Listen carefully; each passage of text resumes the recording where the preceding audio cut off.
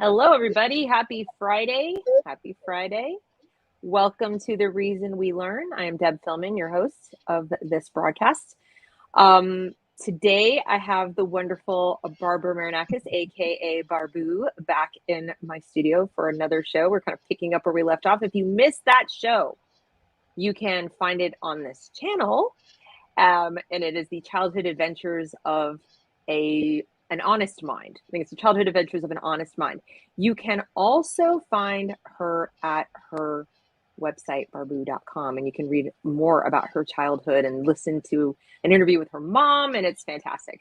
So what we're going to do tonight is we're going to talk about the development of her social and emotional being. We talked about her intellectual development, the development of her core principles last time. Now we're going to talk about what it was like to learn how to be a good human back when she was in school, before they had SEL in the classroom, and then get her take on today's version of that. So that'll be very interesting.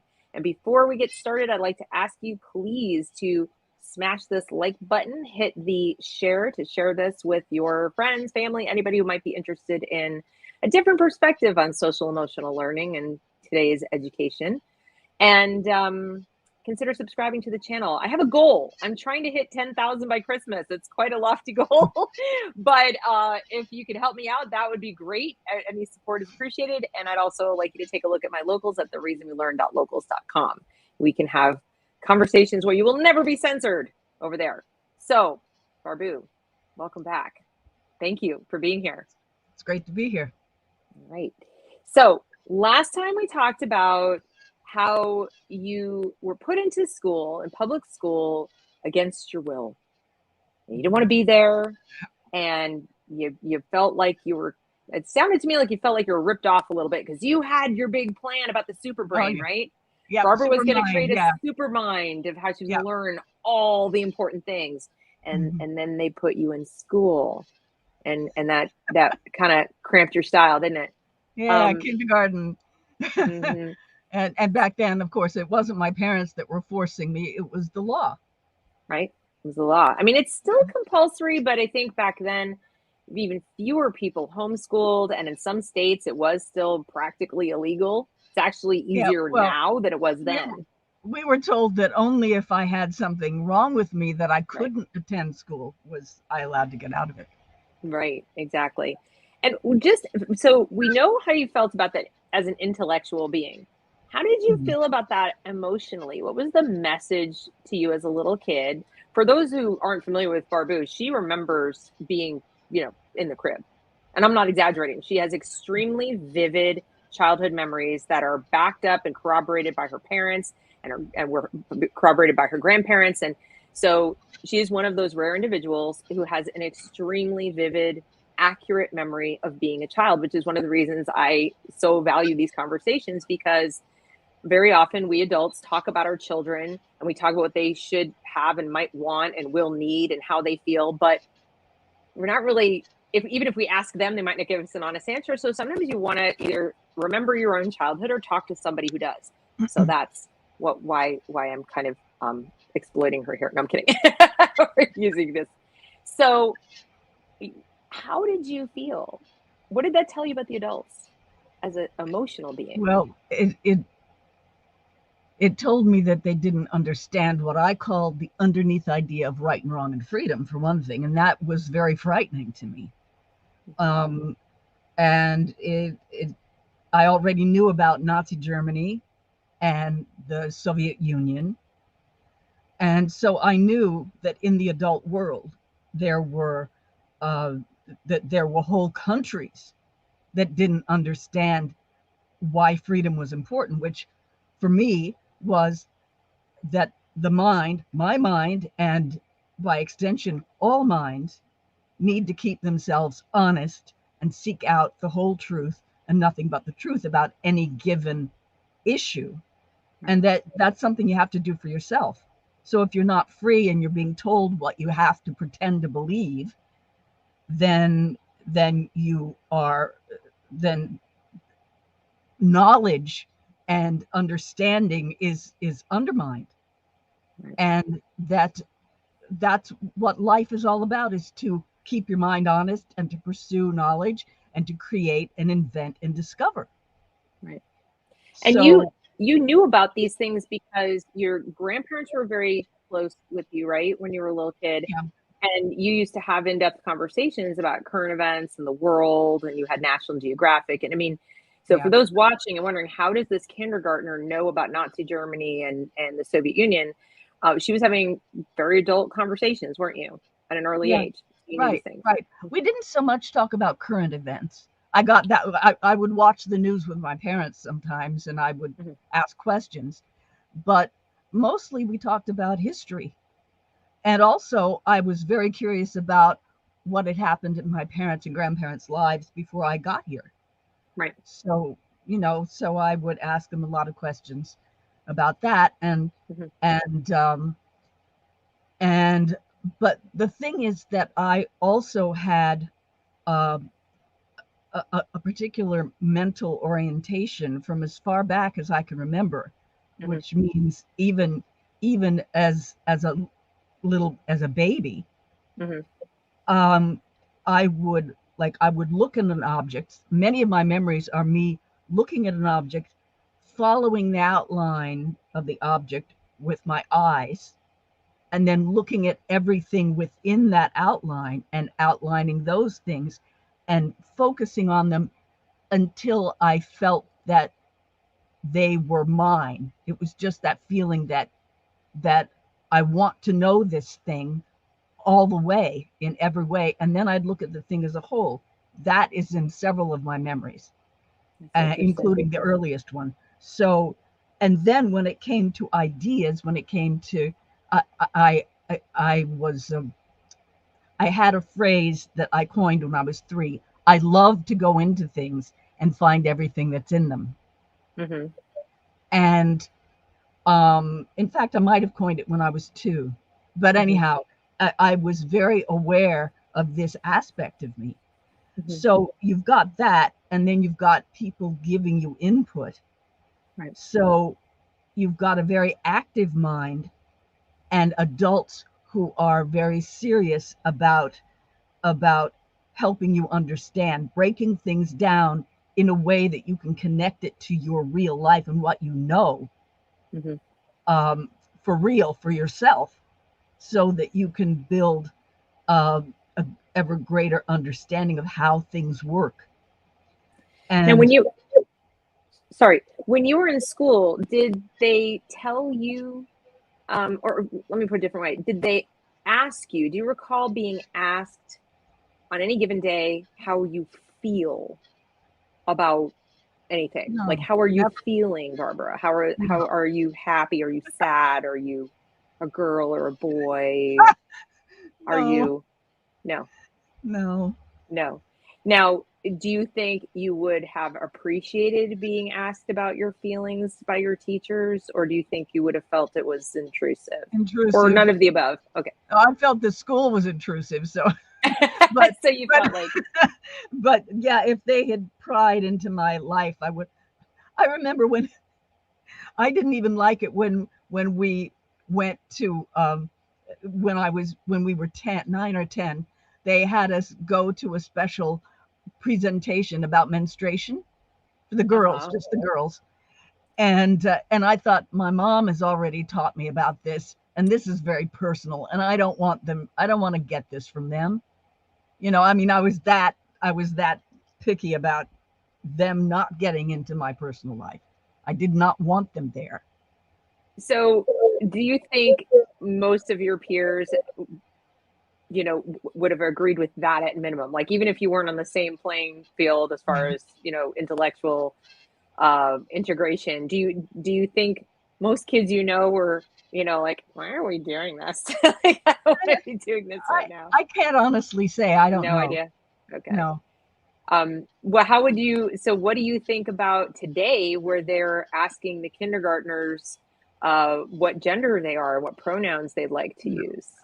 Hey, yeah, most no. Look, if a child is a rare child with dysphoria, Yeah.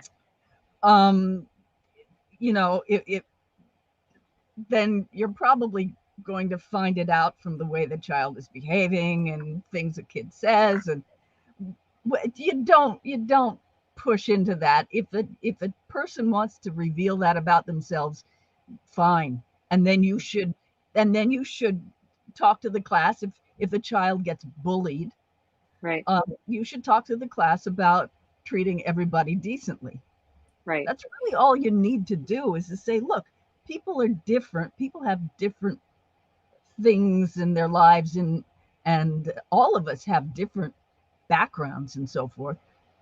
Just treat each other well and with respect, and don't concern yourself with those things that you think are strange. You Well, know, last time it's you were here, not, you know.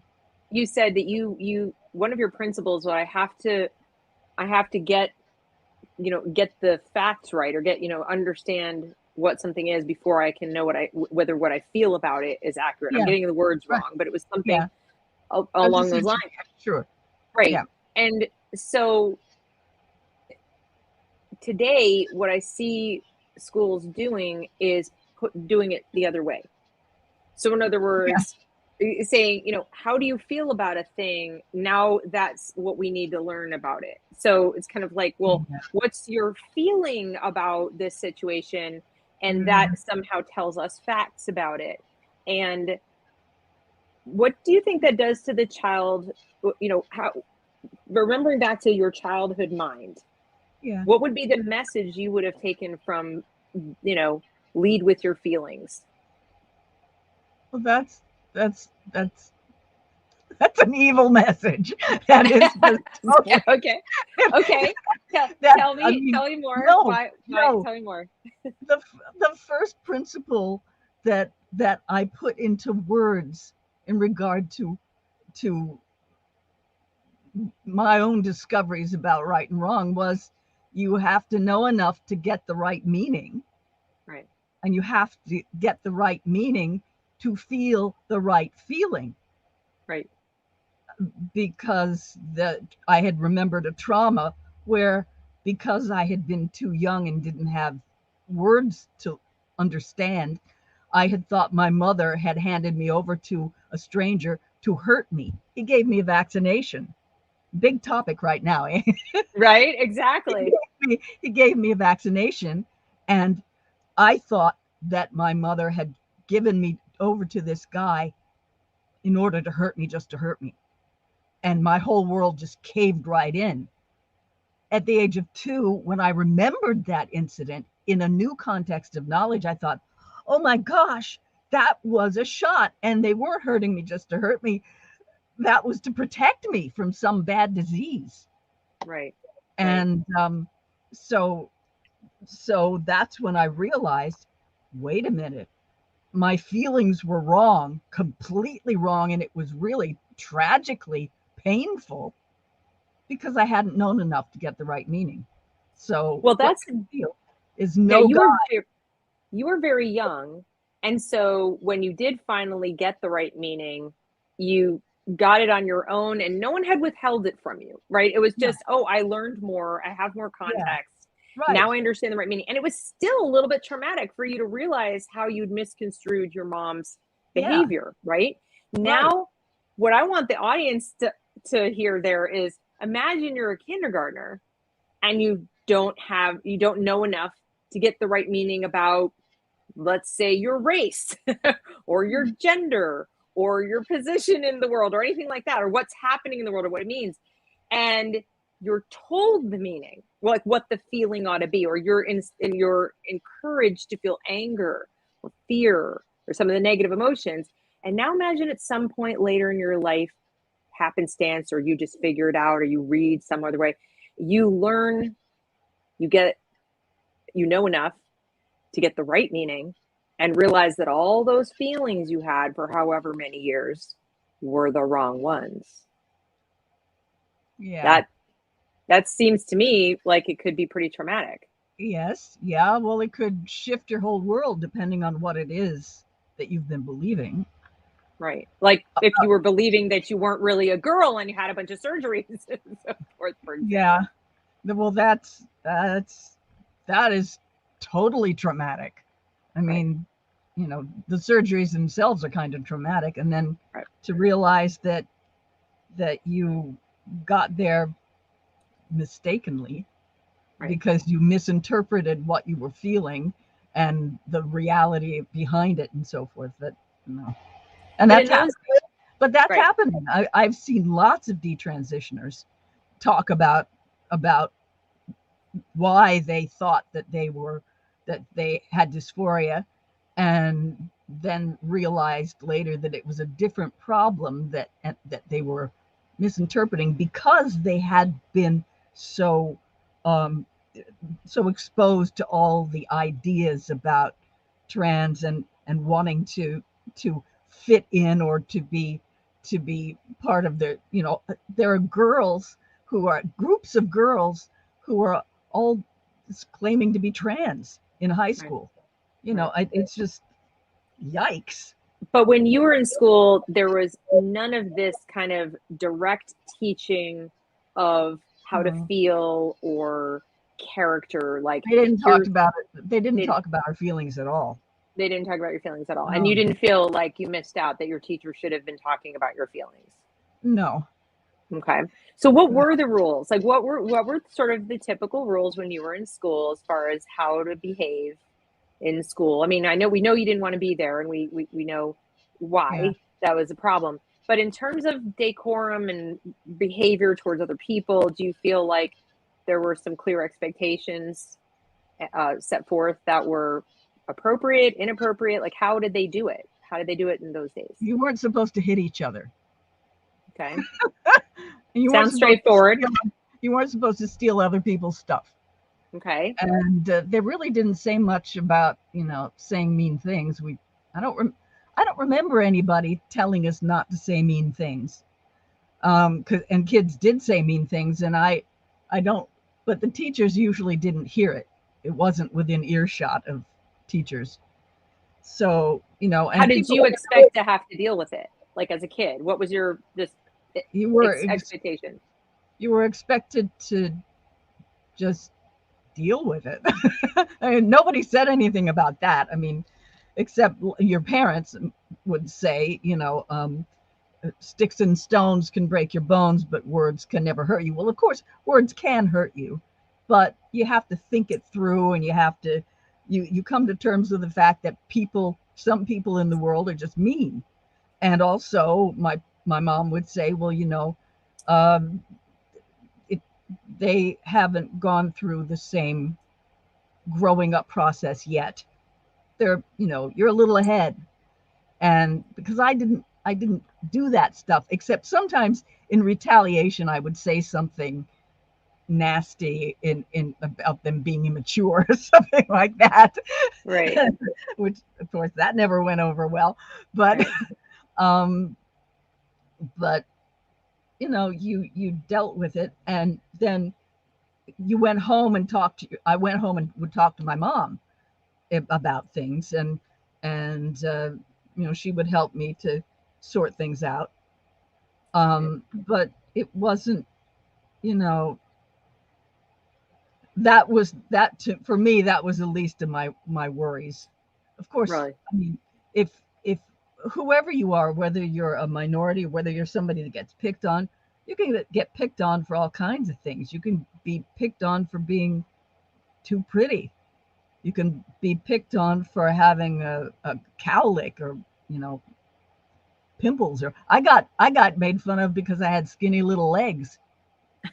So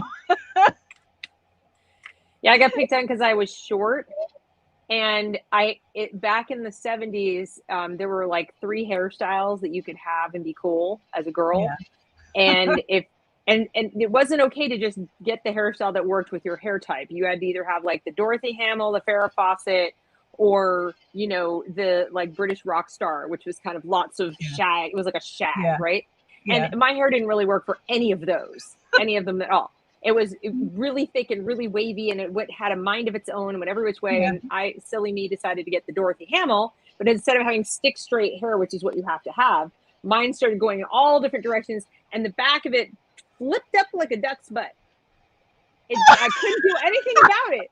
just the back of my hair. It just went flip, just like a duck's butt. And so I got made fun of for like a year until the stupid thing grew up. Like, oh, there goes the duck's butt. And what are you gonna do? I mean, they weren't wrong. Like looking back on it, they really weren't wrong. I had a duck's butt in the back of my head, but I got through it. I survived. It certainly wasn't the worst thing that I was ever called. I was called way worse. But I don't mean to minimize. I was bullied, and I was bullied much more mercilessly as a high school student than in elementary, middle school. But I don't remember the adults playing a large role either way.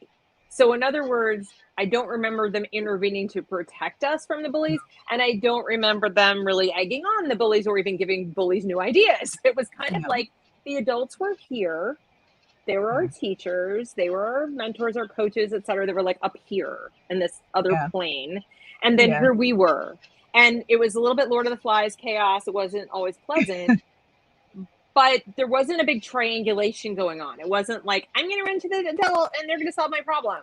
And then they're going to come back to get you. That just didn't happen. When I was a kid, that was called tattletaling.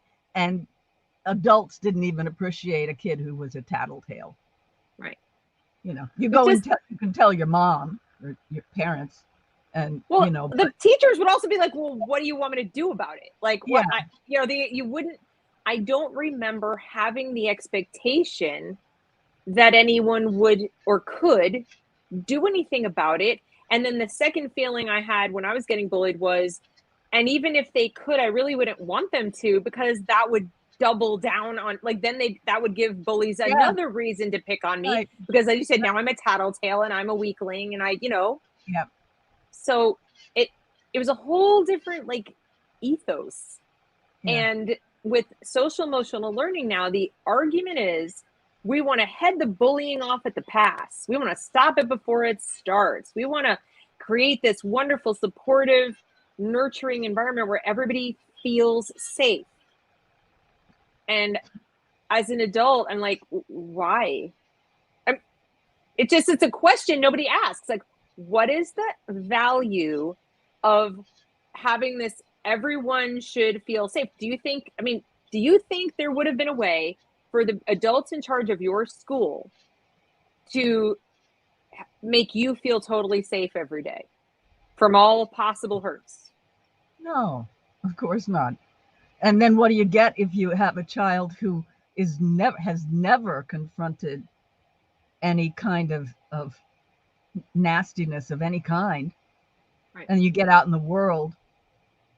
When you're in a controlled environment, things are different. When you go out of course, they're trying to do the same thing in the workplace and so forth, but then you don't feel safe, because you've got to be careful of what you say, because what's happened is that you don't know what might be construed as being mean or being so now you're walking on eggshells, and your stress level is constant and high, and you wish you didn't have to go to work or to school or wherever, because you're afraid to open your mouth.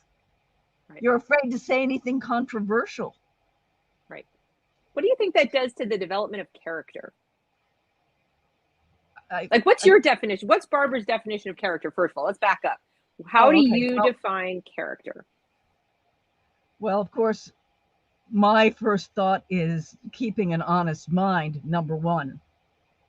To keep your mind honest, to want to know what is true and what is not, and to sort it all out, and to do the work of doing that, and to do your best to live up to the principles that you can see are true principles of honesty and virtue and constructive living.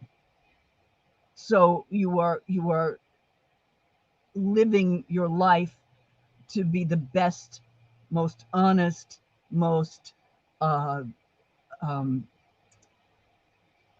constructive and creative and explorative person you can be in regard to reality.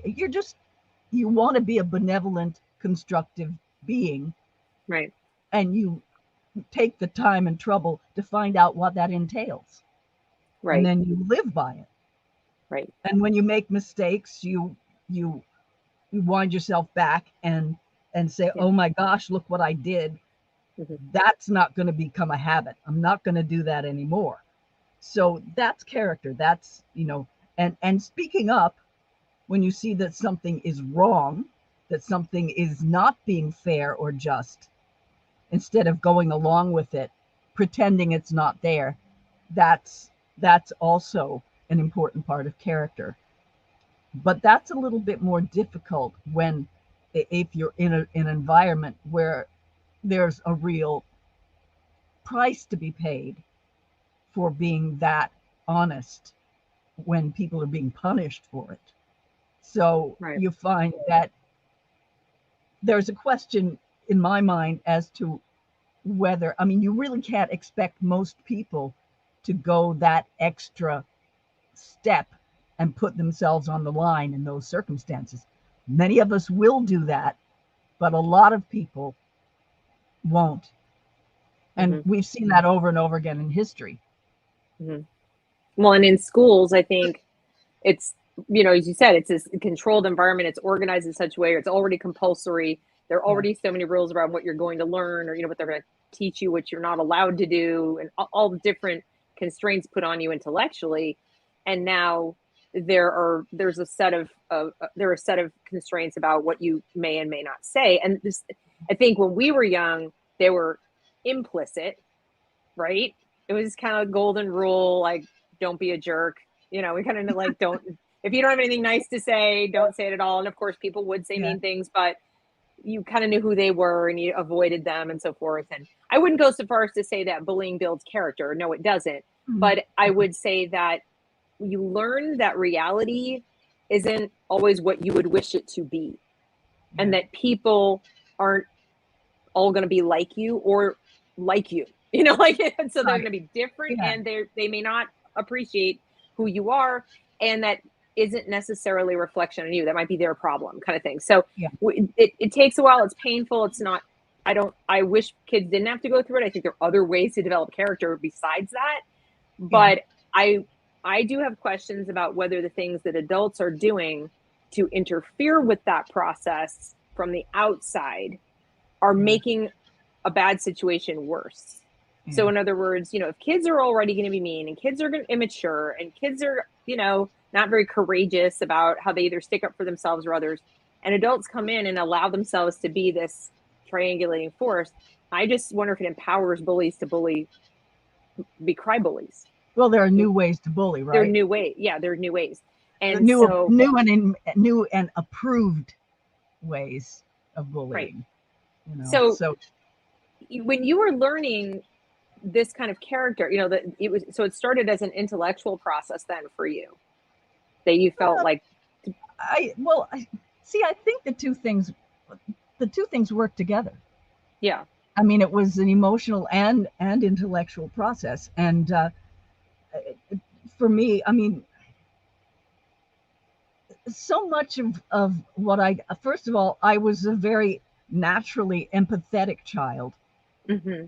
but I think most people, unless you're a psychopath or unless you have had it, kind of ground out of you by your experience, and if you're abused and you're a certain Right. type of temperament, you might Hmm. become a nasty bully type, or you might become a little frightened mouse or whatever. But um, in my life, I had four adults, my parents and my maternal grandparents, who were very nurturing, reasonable, honest, except about Santa, and and and um,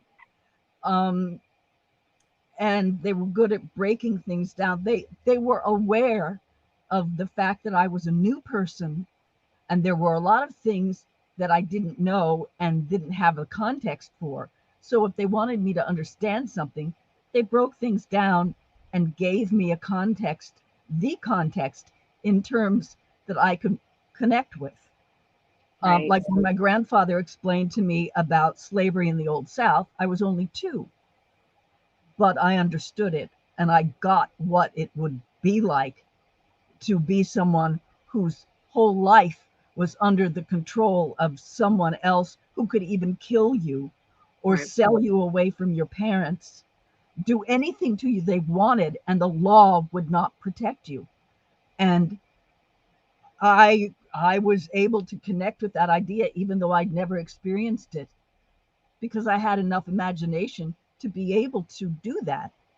So it's a lot of things. It's imagination as well as the natural empathy of a human being, Mm-hmm. and the intellectual input, and all of these things work together. You Mm-hmm. know, ethics is not separate from any of that. It builds on all of those. So you And learn these things in context. So in other words, rather than having separate lessons in empathy and how to react to the lesson about slavery or whatever, you were learning about slavery and they broke down what slavery was to you, and you already got it. You as yeah, a new human on planet Earth yeah, had enough appreciation for not wanting to be in bondage that you didn't need someone explicitly no, saying how to feel about it or whatever. no. How do you think then that it is appropriate for schools to be teaching some of these very difficult negative topics about history or about human beings, treatment of each other at very young ages as a direct instruction thing? Right now they're doing it as young as kindergarten, sometimes preschool. They're talking about things like George Floyd, or they're talking about slavery. They're talking about things like how your grandparents did. Do you think that is a good idea? Oh, it's so, look, I am glad that my grandparents and parents talked to me about those things. Now they didn't do it. It wasn't like they planned it out. These topics came up if I saw something in a magazine or on TV or something, and I asked questions. They weren't they weren't pushed on me, Got but it. that my parents didn't shy away from it. My grandfather, he was really good with this. But I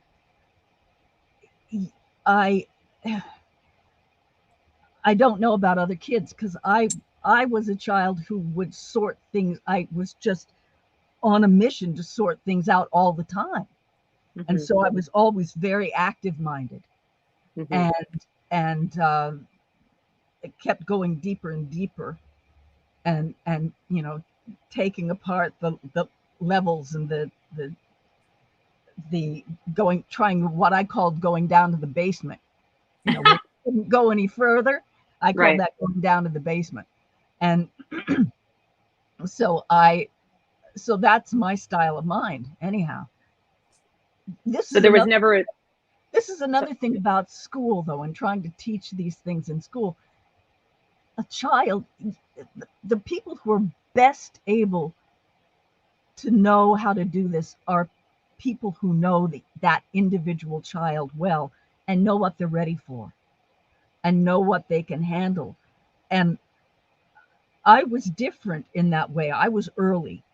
mhm, So you don't want to lay all this stuff on a child who isn't asking these questions, who isn't right, probing into it, who I mean, that who you don't know how they're going to take it. And right, every child in that classroom is an individual who is, even though they're all in the same grade, that doesn't mean that they're all ready for the same stuff emotionally, psychologically. And you have children in your classroom that you don't even know who may be being abused in some way at home. How much more can they handle? How much confusion can they handle? If you've got, most of your class or all of your class are little kids who don't have any gender confusion, and then you lay this on them and you put this into their heads when there's no issue there. Now they've got that to think about, and now they're going to be wondering, oh, if I like to play with dolls, you know, like GI Joe. I remember my husband tells me that he had, I think it was a GI Joe, and a neighbor saw him playing with that and said, "Why are you playing with dolls?" You know, or and that kind of, you know, what does he mean? Why am I playing with dolls? It's a soldier, or it's a, you know, it's a fire station with little people or something like that. But you don't want to, I'm kind of off track here, but you don't want to, No, you this is don't. exactly what I wanted to talk about, is what you're saying about putting things out there they haven't asked for yet, and they may or may not be ready for. And Yeah, it and adds. the classroom is not a place for that, because this takes a much more nuanced understanding of the child, the particular individual. Mhm. So that's not what school is for. The school is for learning skills. It's for learning to read, to write, to do mathematics, to understand the principles of science, to Mhm. learn something about history and human nature. Mhm. Yes, but to, you know, with when you go into history, you learn about human nature, but you don't, as kids get older, you're going to have more of them, uh, that are ready to understand some of those things, and they've had some experience themselves with each other Mhm. and with life. But with little kids, you don't know who's ready for what. You know, teenagers, yes, maybe junior high and teenagers, they're getting more, except that it's teenagers who are making these identifications of themselves as being trans Mhm. when they're not, and they come out being sorry later if they've done anything uh, medical about it. So, you know, teenagers, that's a very volatile and crazy time in your life, Mhm. and you Very much have all so. kinds of questions and worries and concerns, and wondering about yourself and who you are, unless you're me, and I knew who I was. But but even then I still had a lot of uh, questions about how to deal with guys. And, you know, to me that was a very upsetting thing, because well, it's just complicated, Right. emotionally complicated. Right. And so there's a lot to deal with. And you So, wouldn't want your teachers talking to you about that, really? Would you? Not no, really. no. I talk to my mom. Now, if you don't have a mom to talk, but see, that's a one-on-one thing. And Yeah. in a classroom, it's like, um, it's just, you know, if you're learning the mechanics of the body, like how are babies conceived, and, you know, and what people do to prevent that, or so forth, that's information. But trying to get personal in the classroom, Mhm. that's making kids way too vulnerable in public. They are doing that. They're having them do role playing exercises about discussing how, when, where, and why to have a first sexual encounter, and with whom.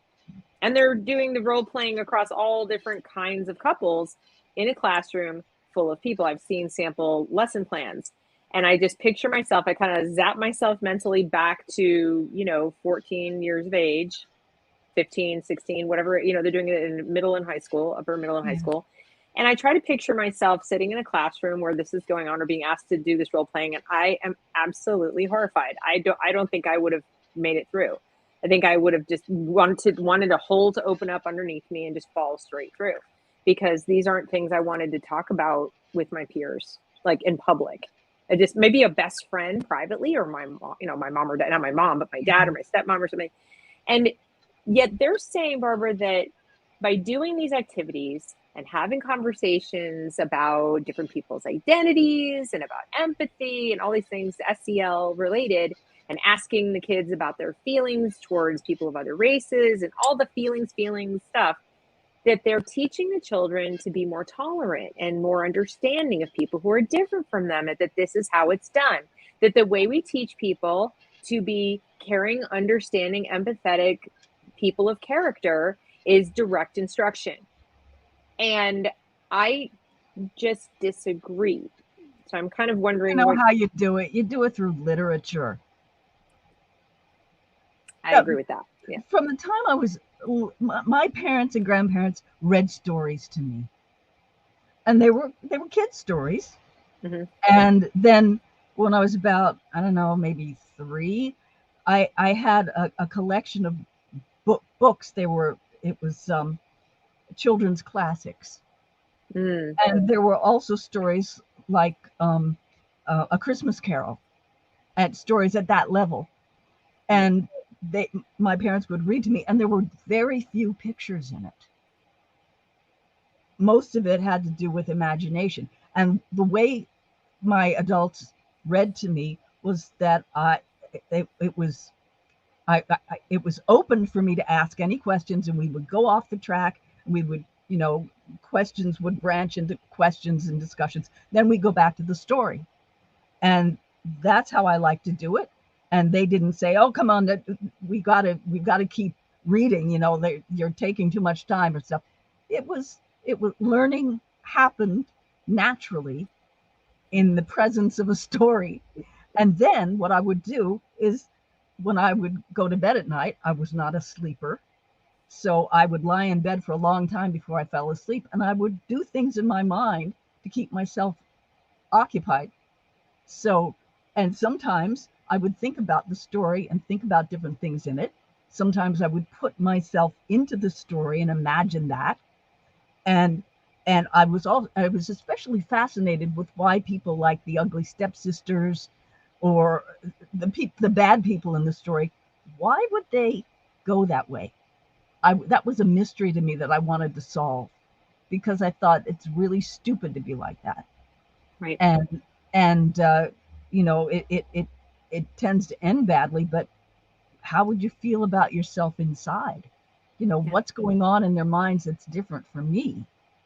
Right. um and But the, these things build up as a combination of the story, being exposed to the story, being allowed to ask questions, and being an active mind. Now that's something you can't make your child be. It's true. Your That's child, true. we have nature, we have nurture, and we have choice. And the choice is, do I pay attention? What do I pay attention to? Um, do I think into it, or do I just let it coast in my mind? Do I just go with my feelings and focus on my feeling and not think about things? These are You can help your child to become a thinker by demonstrating yourself in your own life, in your way of being with your child, in the way that you explain things and don't expect them to just obey blindly, but you give them something to go on so they understand why they are not to do something or are to do something, and so Right. forth. And you respect their mind's need to understand. Right. That is what I understood to be the basis of morality, is Right. that you need to understand, you need to go for the truth. And that's why I need freedom, because if people don't want you to know the truth, they're blocking you from something that you need as a human being to make good decisions. And that's what we should all respect in each other. So to me, that was the basis of right Yeah. and wrong and freedom and benevolence. That was all part of good relationships with other people. You don't Right. keep them from the truth unless they're bad and are trying to do something they have no right to do. Then you Hmm. can lie to them to say, no, you can't go after. I'm not going to tell you where my father is, and I'm going to tell you that I don't know because I know that you want to kill him. Something like that. You Sure. know, so um, that was all clear in my mind before I was 4 years old. Right. Probably not for most kids, but I mean some. And Proto says having conversations about identity under the current regime has nothing to do with conversation or identity. It's a systematic destruction of character and free will. And you were just mentioning choice or free will. Yeah, free will. And what I'm seeing missing from today's character education is that component. It's very twisted. So in other words, instead of teaching the children they have free will to react, you know, that is the one thing they really do control. You can't control other people's behavior. You can't control other people's feelings, but you can control your own feelings about their behavior, and you can control your own behavior about about your feelings and reaction to your feelings. But they seem to have it sort of backwards, that they should exert the most will to try to change other people's thoughts and behavior, and that how they feel about things is no fault of their own. It's, you know, you have trauma, or this was a microaggression and you feel hurt, and that's completely normal and rational. That's valid, they'll say. Those are valid. It's like, well, your feelings might be, you're entitled to your feelings, but you're not entitled to your own facts about things. And then you can get all twisted, like you pointed out. So I feel like they've got the whole position of will in the wrong places. And so I think character development gets messed up. Now, Protos also made the point back here that I thought was worth noting. He said, getting rid of character education just because the postmodernists have perverted it is not the answer in my humble view. I want to go on record and say I agree with that. I mean, I do think, as Barbara, you're pointing out, we can use literature, we can model good character as adults, whether at home or at school. You don't need to be direct instructing it. You just, as a teacher, demonstrate good character, high expectations of other people's behavior, of your own behavior, hold yourself accountable. There are certain things that we can do that would still constitute character education. They just aren't necessarily, you know, the list of things you need to say, and here are the list of things you need to do. It feels very prescriptive right now, in my view, and it's positioning will in the wrong places. That's as I see. But and with the microaggression thing, that seems to me that it's teaching kids to be hypersensitive about what people say to you. And now you have microaggressed, and that is a sin. And I can, and that's, you know, you can be mobbed for doing that. You know, you can be, I mean, it's a terrible situation. It's not teaching kids to, you know, I mean, the microaggression thing, first of all, it's phony. Yeah. Well, anything could be a microaggression. Anything at all. Yeah. It's sort of in the eye of the beholder. That's the walking on eggshells thing that would make you feel like you didn't want to go to school or work, wherever that's going on. Right. And the problem with it too is that they're twisting things now to say that, you know, words are violence. Words can be violence. That if you use words and those words are interpreted in a hurtful way, like they talk about impact, it matters more than intention. So if I am hurt by your words were violence. And then that, of course, justifies, they're saying in this latest iteration of character education, that actual violence may be justified because of word violence. And the example that I can give you is recently, I've got a report from a mom about a fist fight that erupted between two girls because one allegedly said something allegedly racist, not even about that girl, about something, okay?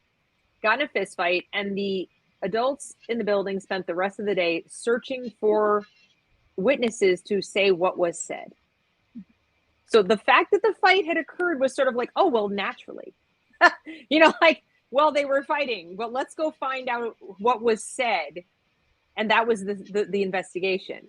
We was more concerned with what words were said than that it resulted in a fist fight.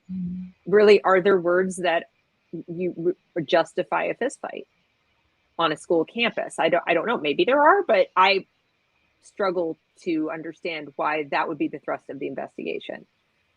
So just my take on it. But I don't imagine that when you were in school, this was a big issue as far as, you know, tone policing and word policing by the adults of the children. No. No.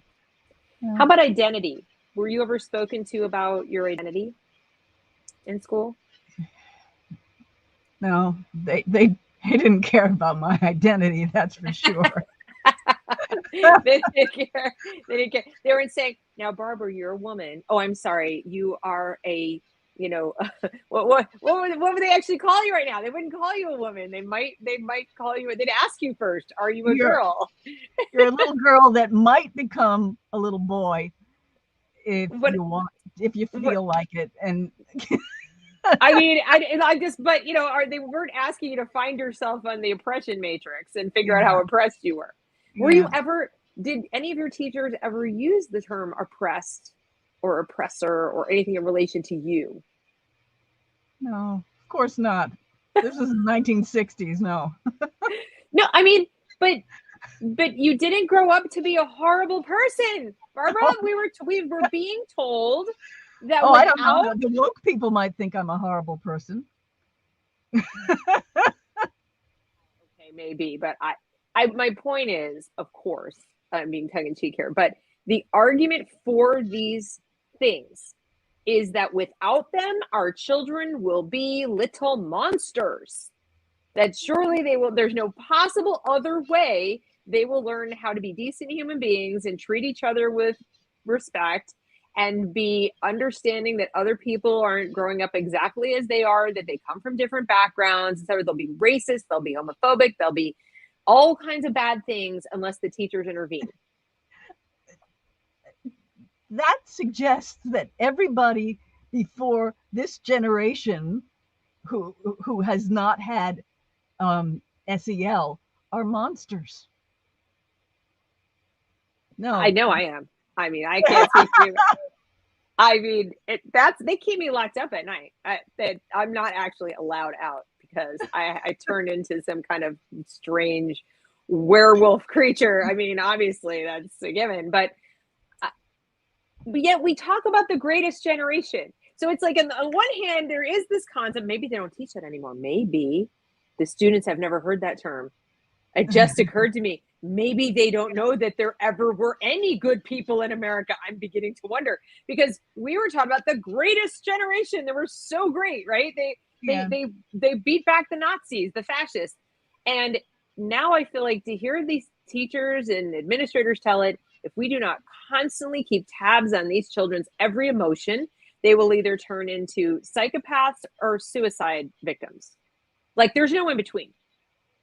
There must be intervention at all times in what's happening up in here. We have to crawl their brains constantly. That's what the argument is, and I'm trying to convey to my audience that this is harmful. That's my opinion. I think it is harmful to start tinkering with a child's feelings about themselves. That's Yeah. just my Yeah. take. Yeah. Well, So but the amount of I have too many thoughts coming into my head right now. take your time. Okay. When you have children who, like I said, kids are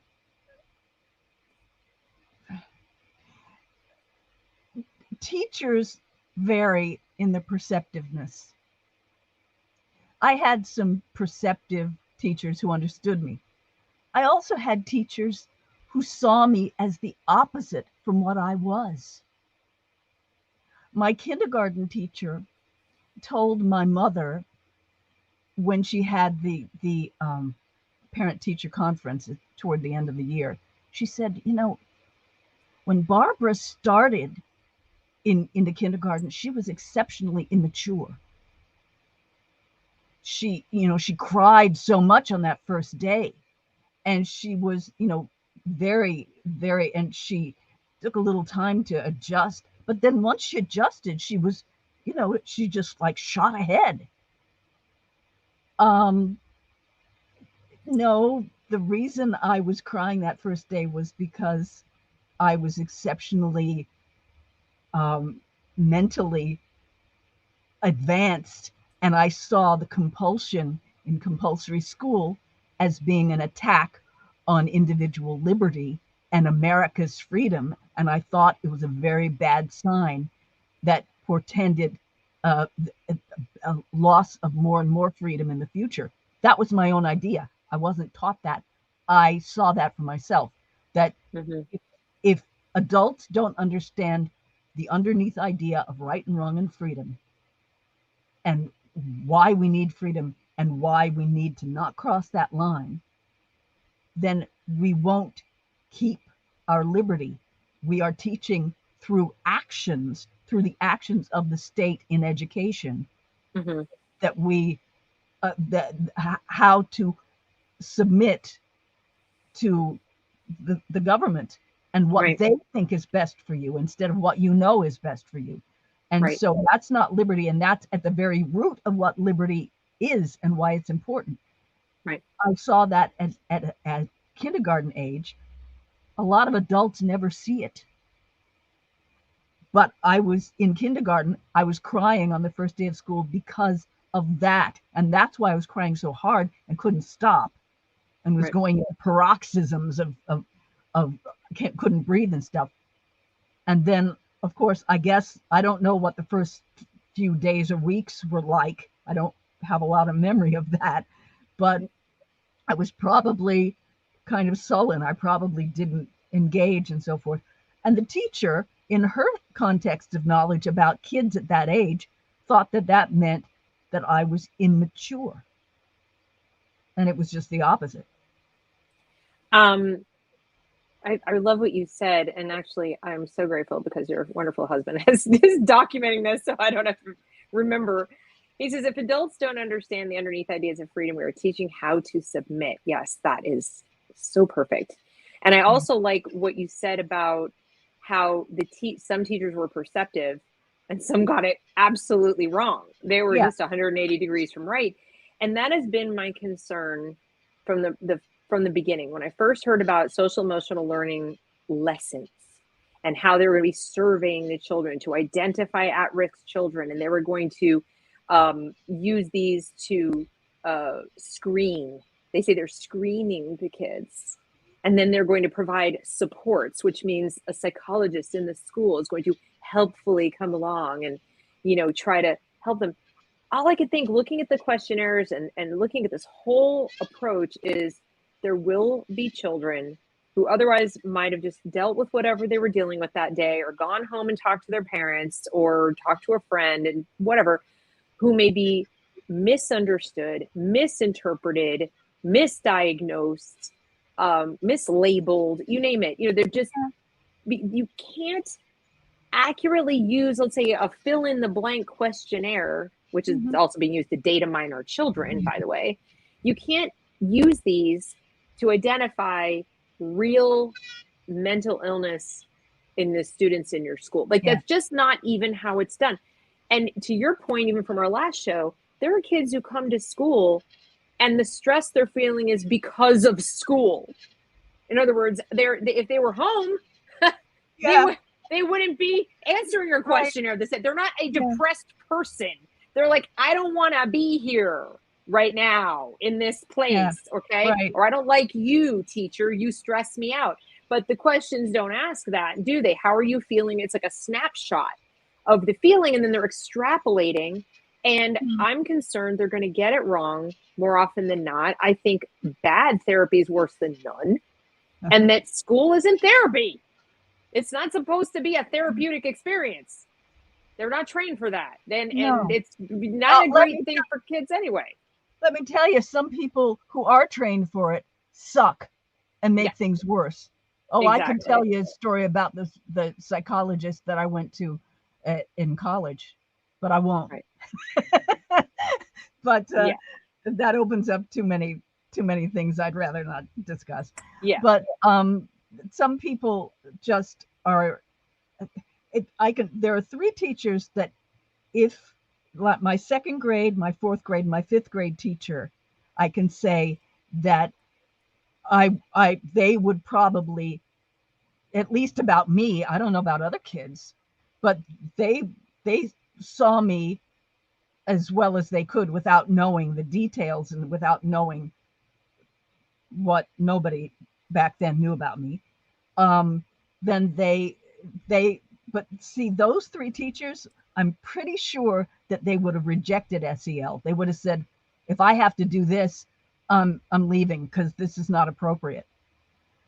But the three teachers that I had in grade school who didn't understand me, I would say they might go for it because they were not very receptive, and they were a little bit more on the authoritarian side of things. Right. And if you what today, in today's atmosphere and today's philosophical viewpoint in schools, what would they do with a child who believed the compulsory school was immoral, that the underneath idea of right and wrong and freedom was what you should go by, Right. and that you wanted to be homeschooled? What would they do with that if you were a child who said, no, I don't agree with with the microaggression thing. I don't agree that that everything is racist, that you say is racist. I disagree with the things you're teaching me, and I want you to leave me alone.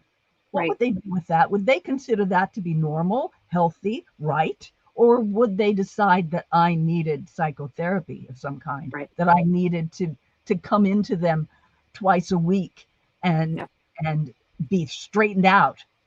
What are they going to do with that? Right. It's an excellent question.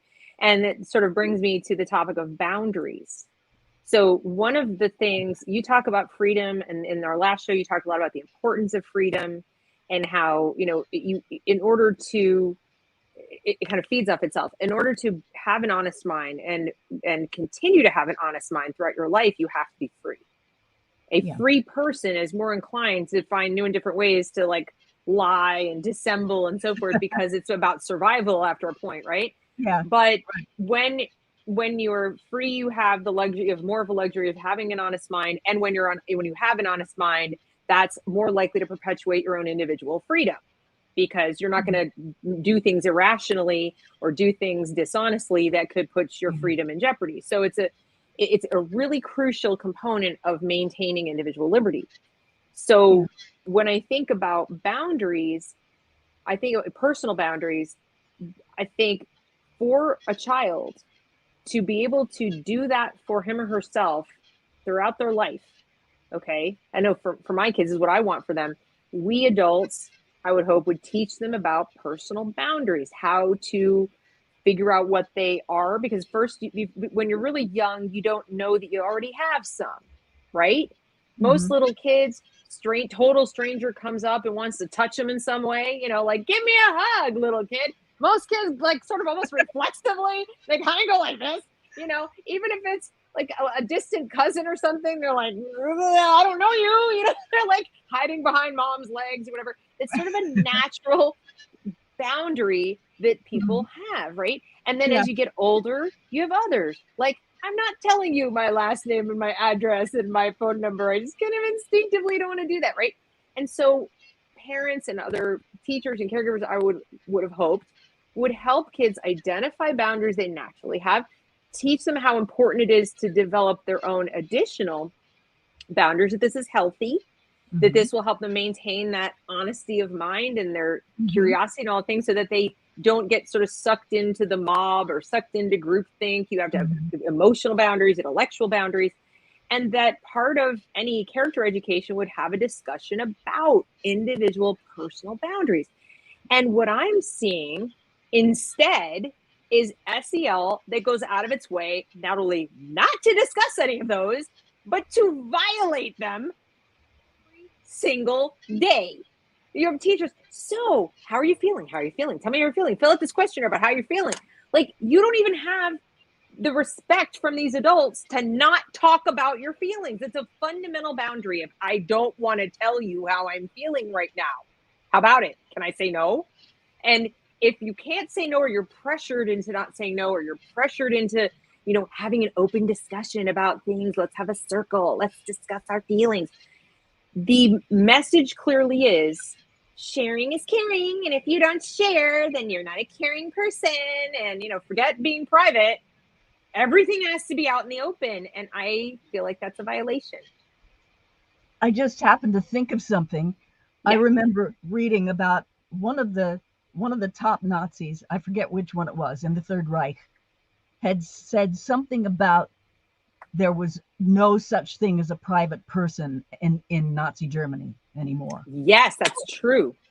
That's an ominous parallel to talk about that. Yeah, right.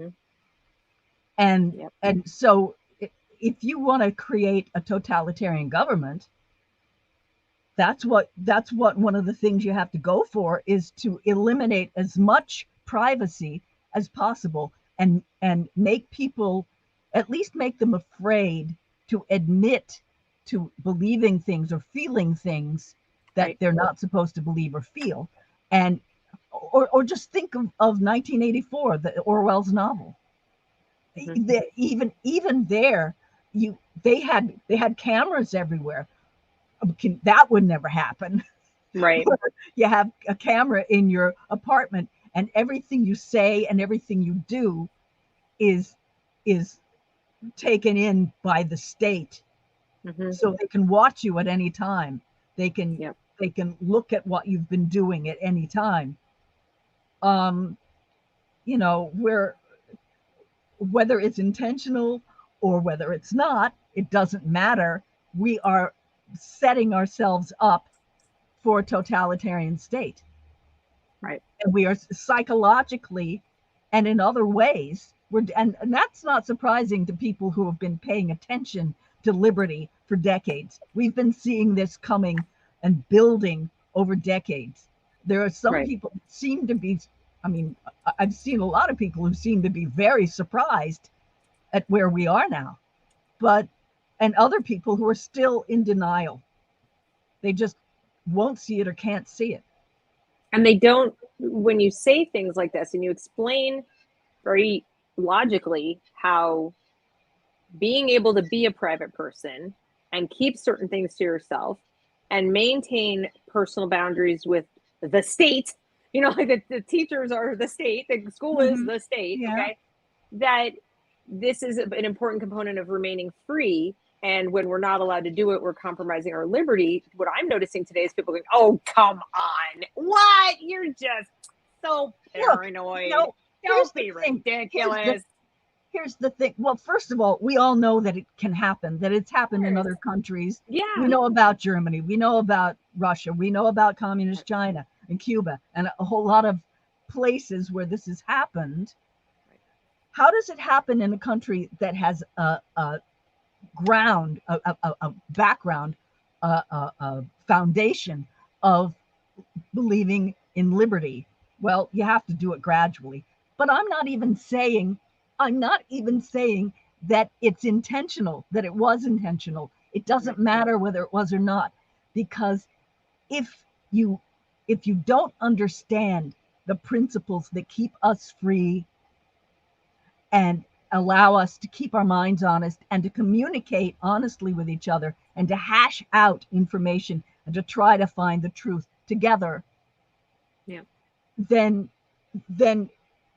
if you get off the track of those principles and you start and you break that principle in one area because it's convenient or it's a quick way to solve a problem, and then you feel, oh, well, we did it there, we can do it in this other area because this is important, right? And then you gradually, in increments, break it down, and there doesn't have to be a conspiracy. No. It just happens because you aren't vigilant. You don't know how to be vigilant. No, you don't. You can't. It goes back to the natural state, which is human beings oppressing other human beings and somebody at the top ruling over people, and you get some pariah class the people who are the scapegoats, the people who are the unvaccinated, the unvaccinated, or the Jews, or the or Christians, both. or yeah, or you've got the white men, or whatever it is, or the blacks, or whatever. It doesn't matter. It's just somebody that gets picked out as the bad guys or the inferior guys. I think what they had to do, and when I say they, I mean anyone who had the idea that we would be better off as a collective, okay, Yeah. is take what we do hold dear in America, or at least in our documents, that we have individual liberty and equality under the law, and twist it so you're telling people this is the way to have liberty. So in other words, Yeah. if we're stopping bullying, we're stopping people from taking away your liberty, your freedom from being abused at school. We're taking away, we're protecting your freedom and your freedom and safety and right to life at school. We're going to prevent the next school shooting. We are making sure you're free to be whoever you want to be if you're a different, identify as a different gender, by teaching everybody to accept whoever you are. Aren't you freer than you were before? So they package it as freedom is kind of like a costume that you wear, as opposed to a set of choices that you can individually make, or the number one most important choice, the freedom to say no. You're not free if you cannot say no to whatever. So if it's you must learn this, no, that's not going to work for me. Okay? Or you must go to this building to learn. No, I don't want to do that. So you're already not free. And now you add this, like you must divulge this information, you must sit here, you must be friends with these people, you must share that, and so forth and so on. And you're not free if you can't say no to those things. Just because somebody says, hey, I accept you as your, unicorn array of identities. Oh, I accept that. You can fly your freak flag as high as you want, and I accept you. You just can't say this, and this, and you have to do all of your speaking and thinking and doing in this building. But you're so free to be whatever you want to be while you're sitting in the building I've assigned you to and saying the things I told you can say, and not saying the things I told you couldn't say. Don't you feel free? It's not, they don't even understand what freedom is. Yeah. But they package it that way. They say that, I'll give you an example. The woman we were talking about when we first started, who lives in Australia, Clara Lehman, the Quillette editor, when challenged about the policies as far as people's freedom to make choices about their medical decisions, she said she didn't want to live under the tyranny of a minority who were choosing to walk around and make people sick. So in her mind, freedom was freedom from other people's wrong choices that might hurt her. And that is a mentality that we have now running rampant in the so-called free world, that I have a right to be free from your wrong choices. That's my freedom now, is to tell you what to do, because otherwise you're hurting my freedom. And that's what they're teaching our children. So that's when it comes to illness and so forth, that gets kind of tricky, because if it's something that is really deadly, oh, of course, yeah. I mean, there are boundaries, and but yes, and there's precedent for that, and it's probably not the greatest example, but I was using it more as an example of how people have turned the definition of freedom into something that is what they personally, individually need it to be in a given circumstance, rather than a principle that would apply to everybody. So I think if we're talking about, for example, highly communicable diseases where, someone is actually sick, okay, then obviously there's precedent for saying, no, you can't just run around spreading a disease. Totally get it. But we also have, as a free society, due process. So before I take away your freedom and your liberty to move around as you see fit, I probably ought to demonstrate that you're a danger to other people, right? At least have a strong suspicion so I can go get the information. And what that has morphed into is, I'm afraid of you. This is what the Nazis did. They cultivated a fear of other people based on some superficial characteristic, Yeah. and then said, you have a right to not be afraid. Those people are scary, so we're going to put them over here. Yeah. And I think the SEL lessons that are being taught in our school is the same thing. You have a right to not be afraid. Yeah. I've never heard of that right before. No. Well, and here's the thing. Bullying is not just somebody saying something mean to you. Right. Bullying is an ongoing cruelty where you are made to be miserable, say coming to school every day, because you know this kid or group of kids are going to be picking on you whenever they have a chance, and that every day is going to be like that. It's not just somebody saying something nasty to you once, making fun of your pimples or something once. Right, sure. It's it's an ongoing situation that makes you not want to go to school. So if of course you could say the state was bullying me all the time, but but that's what I would say. I would say that. but the whole microaggression thing, that in itself becomes bullying. When you feel like you have to walk on eggshells, you're being bullied. Right. Well, but anytime somebody is telling you that you don't have a right to think your own thoughts and express yourself freely, and you don't have a right to be wrong. So, in America, you do have a right to make mistakes. I mean, even in how you speak, okay? The threshold for incitement to violence is really high on purpose for that reason, because the way we correct bad ideas, or so I thought, was with better ideas. So if somebody says you got face full of pimples and you're ugly or whatever, that as much as that might sting, the way you counter that is not by making that person stop speaking.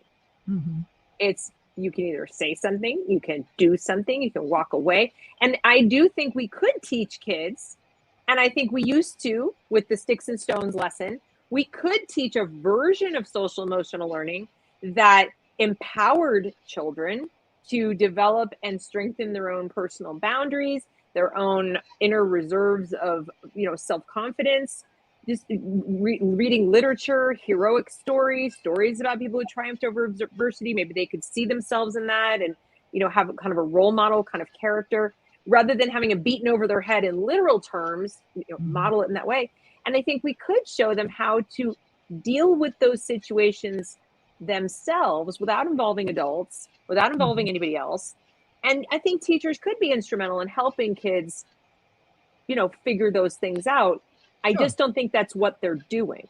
I don't think that's the goal. The goal feels more to me like, are you upset? Well, that's right. You should be upset because these are very, very upsetting things.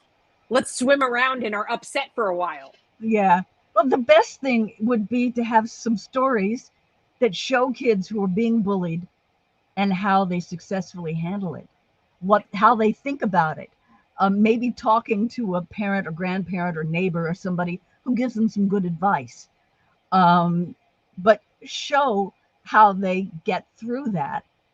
And you can even show the bullies getting their comeuppance in some clever way. So, and there were a lot of stories like that when I was growing up, showing bullies getting what was coming to them, but not from some adult punishing them, but some other thing. And that you learn how to be strong, right? And however, I do believe that if a teacher sees somebody who's being picked on, if you come along and you can say, hey, none of that, or something like that, and right. show your disapproval. Or if a kid is being every day just, harassed, you need to put a stop to that, because that's going to make that kid have stress symptoms and stuff like that. I mean, unless the Right. kid is able to, you know, personally, I didn't really get bullied on an ongoing basis, except in third grade, there was a girl and a few other girls that kind of hung with her that didn't like me. And, Right. and this, and there was a girl in my neighborhood too that didn't, but that was just sporadic. In school in third grade, there was a group in my class, a little group that wasn't very nice to me. Yeah. And I didn't enjoy that. And, you know, but the teacher wasn't very nice to me either. That was I the want to big. show you, since you're a children's author, I want to show you a book that I love for this exact purpose. You were just saying, show them a book and whatever. And this is one, if you know children and you want to get a Christmas present or something, there's this book, Stand Tall, Molly Lou Mellon. Do you see this little imp? Okay, so Yeah. this is Molly Lou Mellon. And look she has a little ladder to get up to her bed. And it says, Molly Lou Mellon stood just taller than her dog and was the shortest girl in the first grade. She didn't mind. Her grandma had told her, walk as proudly as you can, and the world will look up to you. And then look at her, with her, she goes down the banister like this. So she did. And then look at her little tiny thing. It says, Molly Lou Mellon had buck teeth that stuck out so far she could stack pennies on them. She didn't mind. Her grandma had told her, smile big and the world will smile right alongside you. Look at her little face. Isn't she the cutest? Oh my goodness. And then of course it goes on, so she did, right? And so here's a book. If you know a child and you want to teach them a great lesson, I think it's a great book. Anyway, I won't spoil it for you, but there is a bully and he does pick on her and so forth. And she handles it with just so much grace and humor, and not only wins over like everybody, but the bully as well. The bully learns a valuable lesson and becomes her like little champion. So it is, and I'm not saying that would always happen in real life. That's not what I'm saying. I'm just saying that there are ways to teach these things using great literature and stories. Mm-hmm. If they're very young, something like this. If they're older, there's more, they're more sophisticated stories. I learned a lot about myself and other people reading Lord of the Flies. Okay. I learned about, self-reliance reading Hatchet. So there are books that you can read where you learn these lessons. I don't think we need to go, with this kind of lesson, or worse, have little therapy circles every day or every week or whatever to talk about our feelings. And part of that goes back to something you said, that kids are different. They're little individuals. Mm-hmm. Some children might be very comfortable with that, might be very comfortable with just being very open books. And other kids will be tied up in knots and feel absolutely miserable in a setting where they're expected to be that emotionally open. And then to me, that would be bullying of those children. And not only that, those kids are the ones who are going to be suspected, and some of them will be kids whose parents are abusive. But some of them will be kids, maybe like me, whose parents were great and who hates school and is afraid of getting in trouble for saying, I hate this class. I hate what we're doing. I can't stand being here. I want to go home. Exactly. And if you told them that, they might say, your parents have brainwashed you. Right. And I'd have to say no. I figured it out myself, but they do that, by the way. They do that. Yeah. They say the way they defend SEL is, we have to do this to help the children unlearn the lessons their parents are teaching. The premise is that parents teach kids, like by default, teach kids how to be racist and homophobic and all of these things. That's what we parents are doing. And if they don't jump in between the kids and the parents, they'll be taught wrong thing. And they say they're doing a good thing for freedom. They're doing it for the freedom of all the children. It's sort of like there's this imaginary cluster of children who are oppressed in the school. And it's a significant enough number that we have to change the curriculum entirely. And this is in every class. It's not like there's SEL class. It's in English, it's in math, it's in everything. And we have to do this because if we don't, then the small evil group of oppressors will come in and destroy our progress or something, as if we're no better today than we were the day the country was founded. No, we're worse. Apparently we're worse because, again, They're we had making it worse, because what they're doing is they are not teaching kids about the value right, of the variety of individuals, right, and they're teaching instead that you belong to a group, that this is important, that your race, that your sex, your gender preference, your all of that stuff, that those are the important things about you, when right, what's truly important is your thinker, and whether or not you are thinking into things honestly and right. trying to find the truth and Yeah, connecting with other minds who are interested in doing that same thing.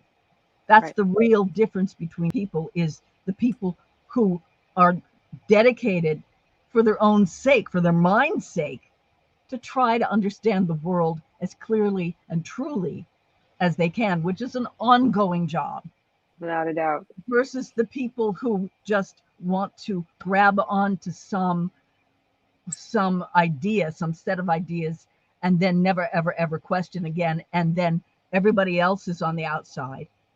Mhm. But if your ideas are that I belong to a group and everybody in this group should be thinking the same way, and if they're not, they're a traitor to the group. Oh, excuse me, that's Nazi think, that's commie think, that's collectivized uh, self, which means Mhm. no self. It's Right, just it's having the group instead of a self. right. That's so true. Do you remember? I know we're going up on an hour and a half, so I just want to ask you like one more question. Do you remember any standout memories of your childhood that taught you, wherever it happened, that taught you some important lessons about, um, just who you were as a person? Like your own that social and emotional piece, so that you felt confident in yourself. And can you remember any important lessons of where they came from, or did you just always feel that?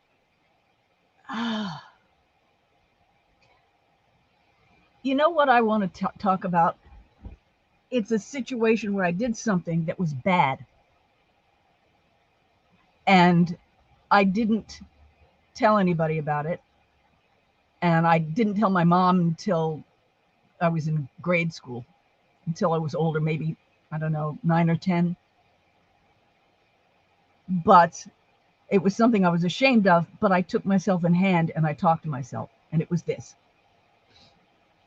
I'm not sure whether I was 4 or 5. I I I thought I was 4, but I might have been 5. But it was I was at a point where I was waiting to build my supermind. I had a plan, and I wanted to learn to read and write. And we talked about this in the other. I don't want to go through that whole thing, but and I was waiting to do that, and I was feeling very frustrated because I was having to put the building of this supermind on hold. And I felt at this point, when I was 4, I had a lot of these feelings, a lot of situations where I felt like I just need to have more power in my life than I have. It was like I was going through adolescence, and I needed to have more power in my life. And I was just tired of being a little kid.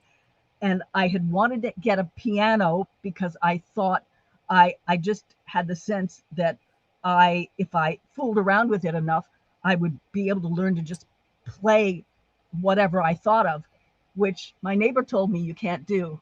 When I was 11, I found out that I could do it, but but um, and then I wanted a guitar, since my parents said, well, piano is too expensive for us and we don't have a place to put it. So I thought a real guitar. I wanted something that made beautiful music, that would make pretty sounds instead of plunky little toys. And but my parents wouldn't get me that. They said they were too big. I said, I'll put it on my lap. They said, no, that's not realistic. And so I came up with this idea to solve the problem of being able to at least feel like I had something that was mine, that I wanted a playhouse. Right. I wanted a playhouse where I could decorate it any way I wanted. I could have complete control over this space, and it would be mine. Just a little space in the backyard. And I asked my daddy for that. And now he knew how to build houses. I mean, real houses. So he said he would. He did. He said he would do that. Apparently, I failed to explain to him why. I think it was a failure of communication on my part. Well, he built the shell, and it was time to paint it. And it was on the Saturday, we were going to get up, we were going to paint it. And I had this idea that I wanted it to be painted like a puzzle, with like puzzle pieces, Sure. each piece being a different color. And so I get up, I have my breakfast, I go to the back window and look out, and he's already painting it. He's painting it pink, and he's painting it with 3 other girls in the neighborhood who are older than me. One of them was 4 years older, and the other ones were like junior high and high school, teenagers. Right. And I'm thinking, that's not what that house was for. That it's ruined. The whole reason for having it was to have my own space designed my way. Right. And I was just heartbroken, so upset. So what happened? A couple of days later, I'm out in the backyard, and the next door neighbor's little toddler, probably a year, maybe no more than 18 months old, toddling around in diapers, is out there. And it was her sister was one of the ones that was painting. And suddenly I was grasped by this is like possessed by evil. And I lured her into the playhouse and I spanked her. Oh my God. And it was just the feeling that, like power. And I spanked. And the minute she started crying, I thought, oh my God, it was like the spell was broken. And I thought, I've just done evil. I scapegoated her. I took what I was feeling and blamed it on her because I was bigger than her and I could do that. That's why I did it. And I spanked her, and I'm like Hitler. And her father came running when he heard her crying, and I was just speechless. I couldn't say. I was so ashamed of myself. And I ran in the house and ran into my bedroom, and I stood there and I thought, okay, I don't want to tell my mommy. I'm so ashamed. I just don't want her to know I did this bad thing. But why should a mommy know? Well, a mommy should know because a mommy needs to teach her child not to do that and why not to do it. And I already know it's wrong. Why is it wrong? Well, that little toddler is innocent, and the grown-ups, they probably, the kids didn't even know why I wanted that house and what all this is about. And maybe even my daddy doesn't know. It's actually probably my fault. Oh my And then, but I was so upset and my feelings took over, and I have, it's all about me wanting to have power over my own life. And because I feel like I don't, I took somebody smaller than me in there and spanked her. And that was totally unjust, totally scapegoating, like my grandpa taught me about what the Nazis did to the Jews. So I even now I understand something. This is why people become bad. So right now I'm doing the right thing. I'm thinking about why I did it and why it was wrong. And I must never, ever, ever do that again. And I think that what bad people do is they do something like that, and then they try to make it out. They make up fake reasons why it was okay. And then they keep doing stuff like that, and they make that okay. And that's what is never okay. Right. I must never, ever do that. if you make it And a you habit, worked that out for yeah, yourself. if I make it a habit, then I will become bad. I know I'm not bad now because I know what I just did was bad and I'm ashamed. And that means I'm good, but I gave in to bad feelings. Mm-hmm. And those bad feelings were because I feel like I don't have enough power of my own life, which is true. I Mm-hmm. don't.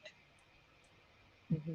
But because I really feel a need to have something more than what I'm doing now. But taking it out on innocent people is not right. Right. And that was a lesson I learned on my own. But I learned it on my own because I had a whole background at the age of 4 or 5 of stories, of knowledge of history, a little bit of history about the Nazis Mm-hmm. and the communists, and and I knew what evil human beings are capable of. Mm-hmm. And I had always wondered, how do people, how can they do those bad things? Right. Now I found out, oh, that's Right. how Right. your feeling takes over, and you are just, it's like, you're not thinking about anything. It's just, and it was like a, like, such a focus that nothing else was there except I need to spank her. Right. But And that's a lot of self-awareness for a 4-year-old. yeah, And but I think the important thing to note is that you said you had a lot of knowledge, you had a lot of background knowledge and yeah, context yeah, helping you arrive at your own conclusion. And what I keep trying to explain to my audience, especially of parents who may not have the same memories that you have of childhood, is to try to do that. Try to go back to when you were new here. We were all new on the planet at one point in time and didn't know anything, right? yeah, And so it's hard, I think, for some adults. We know so much more that we project that onto little kids, and then project these adult expectations instead of realizing that in order for these lessons you're teaching directly to stick, in order for it to have any meaning, it has to connect to something they already learned that is not direct related to them. They have to integrate other things, other facts, other information about the world yeah, around them, about, what, like you said, what good people do, what bad people do, and why, and so forth. And then those kinds of lessons might stick. It's like there's like yeah, glue for them to stick to. yeah. And I just feel like teaching anything out of context like that is just superficial. It's And it at teaches best, it's superficiality. superficial. Hmm? It teaches superficiality. It Yeah, teaches that yeah, skimming the surface and not going any deeper is acceptable. That's enough. It's not. right. And then if you can act the part, in other words, if I can act Yeah, empathy, if I can ape it, if I can ape the outer appearance of what an empathetic person sounds like, oh, I feel you, I hear you, I feel your pain, oh, I'm so sad for you, or whatever these words are, that's not the same thing as behaving with empathy or treating. Sometimes empathy means you say no. So in other words, if somebody comes and asks you for help or asks you to be their friend, and you really can't, not and be an honest mind, right? You're either too busy or otherwise occupied, or you have your own things going on, or you just don't get along with that person, and it's not going to work out. The kindest thing to do, the most empathetic thing to do, is to say no, yeah, kindly, not rudely, but it's not empathy. Oh, absolutely, I totally will help you. We'll be friends, and everything'll be great. Yeah, and the second they walk away, you're like, whatever. I mean, so that, but teach, this is what empathy, empathetic people do these things and say these things. You might get a person who does things and says things, but doesn't really feel them. There's nothing yeah, behind it. It's shallow. And what you describe is a situation where, yes, you did a bad thing, but you also simultaneously knew you didn't want to be a bad person, which is different than doing a bad thing. mhm, And you had some context to understand good people don't do these things. So I want to be a good person. I cannot continue to behave this way and let my emotions get the better of me, I need to not. This was like, oh, you know, that's what happens when like irrationality takes over. And now I gotta, but it started first that where it was not personal. It was the Nazis. It was something else. And I just feel really strongly as a parent, as a former child myself, that you have to have that knowledge. You have to give kids enough background information to form conclusions. And what they're doing now is counterproductive to that end, in my opinion. Yeah. I think your story is a great example of how it works, so that the adults don't even necessarily need to step in. Kids can work out a bunch of stuff for themselves or amongst themselves. Yeah. Right. But example is so important. If your parents are honest with you and honest with each other, and you see how that works, you see the process by which people explain things to each other, how they and you understand through stories. That is so important. Stories were such a big part of my life. That's one of the reasons that I got interested in the idea of acting, was that it was telling stories, and the stories that I saw on TV as well as what was read to me in books. Right. And what was told to me, my parents telling me stories about their own lives. Stories. Right. My early childhood was full of stories from everywhere. Right. And when you are able to put yourself through imagination into the shoes of other people, right, then you begin to expand your understanding of human nature, your own nature, and people who might be different from you in some way, people who have other problems and so forth. Right. You know, you have a loving family, but some people don't. Right. Things like that. And you begin to realize that, you know, I even the insight about Hitler is maybe when he was a child, could it be that his power was taken away from him by his adults? I don't know. I don't know about his childhood, but you know, what makes people go out for power so much? Is it because at some time in their life they were so deprived of power over themselves that now they're hungry for it and they're getting back at the world? You know what? It's kind of like the villain in my novel. Right. Exactly. Yeah. You don't have to go that way. Yeah. You know, you can choose. Like in my novel, there are two kids raised by the same parents, and one chooses the power lust, and the other learns lessons by watching the parents and saying, "I don't want to be like that." Right. So, yeah, but example is very, very important, and recognizing that your child needs an area where they operate as a free agent. And they just don't have that at school at all. No. They didn't when you were young, they didn't when I was young, and they still don't now. They still don't now. I'd say even less now, because now it's so, their thoughts are so prescribed. Their speech and what they're allowed to say, everything is so limited now, either explicitly or implicitly, that I got to believe it's like a minefield. How do you even know? You either have to sort of become a bully to just push through it all, or you just probably go inside of yourself, you know, like, I'm gonna tune it all out and become disconnected, hollowed out, you know, or from you beg your parents every day of the week, please homeschool me, please homeschool me. Yeah, that's another option, but a lot of kids don't even know that's an option, so that for them it probably feels even worse. But well, I have used up a lot of your day here. It is your day, it is my night. And I really thank you so much for your perspective.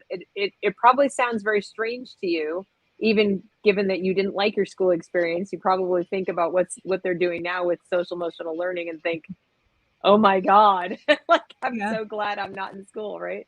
Oh yeah. I know I do. I think if I were a student in school today, I'd be a mess. I don't know how our kids are dealing with it. And I think we need to take a long look at, we need to ask questions. And then when we're told by the adults in charge of our children, this is helpful, this is going to help them, this is good for them, we need to be more persistent when we ask, but why? How do you know? Where's the data that shows this? And please think back, if you can remember, to when you were new here, when you were a child, like Barbara does, and think about, it might be hard. We don't all have such vivid memories, but just try to think about how you learned some of your own character lessons, how you learned some of your own lessons about being, a good person, being a good friend, being good to yourself, what you would and wouldn't tolerate, right? That kind of self-care. And did you learn it from your teachers, or did you learn it somewhere else? And just think through that, and then ask yourself why we wouldn't give our kids the same experiences.